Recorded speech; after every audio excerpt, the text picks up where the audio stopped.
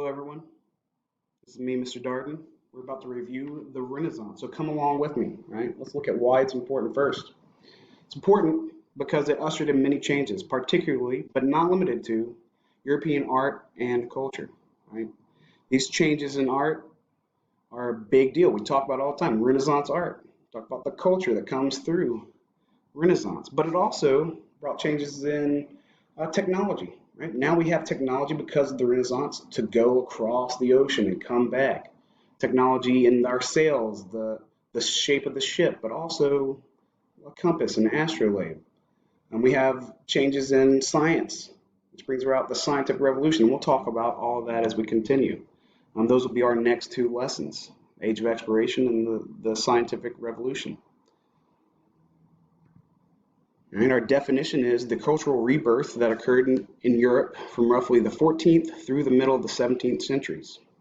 It's based on the rediscovery of the literature of Greece and Rome. They had been lost. Now these ideas are coming back. So we're not coming up with brand new things. It's coming up with new things off of stuff we already know. It's pretty awesome.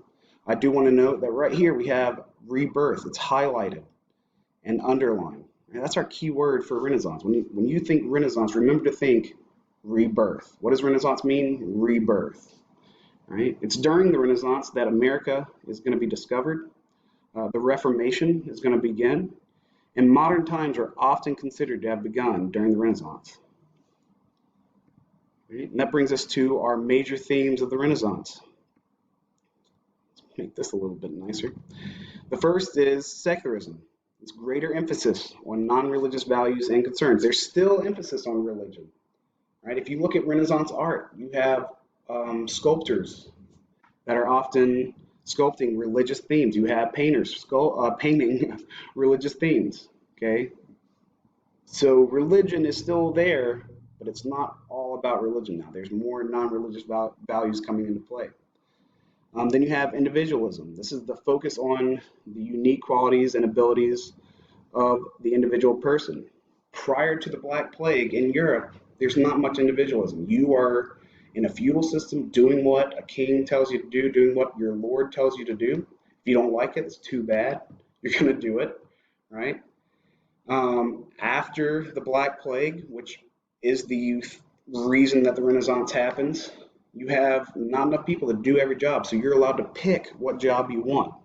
Right? So individual characteristics, unique ideas, they're coming into play during the Renaissance. Our last theme that we have is humanism, both secular and religious. It's a focus on human potential, human progress, and expansion of human knowledge. So humanists are going to rediscover ancient texts on anatomy, geography, astronomy, and then they're going to make advances in medicine. In all of these areas, there's going to be advances made. They're not starting from zero. They're starting from these texts that are rediscovered. Right? That's why it's rebirth. Right? It's a rediscovery, the rebirth of old ideas. And then finally, during the Renaissance, we have the printing revolution.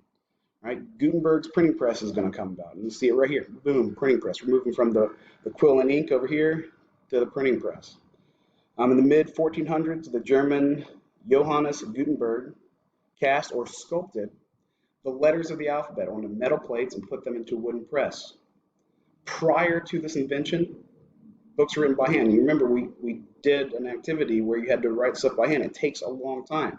Whereas now I just send a copy over to the copyist and it zips it out. And I can take that and print out hundreds and hundreds of copies in just a matter of a few hours. Books today are made so much quicker because of Gutenberg's printing press. Right? And they were made quicker then.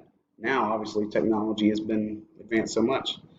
So because of his printing press, it could take one person 6 months, or prior to the printing press, it could take one person 6 months or longer to write out a book, word for word, page by page. Now it's going to take a week, depending on the length of the book. Right? So the printing press is huge. Anyways, that's all I got for you today. Please be on the lookout for my next video telling you about the assignment I have for you. Thank you.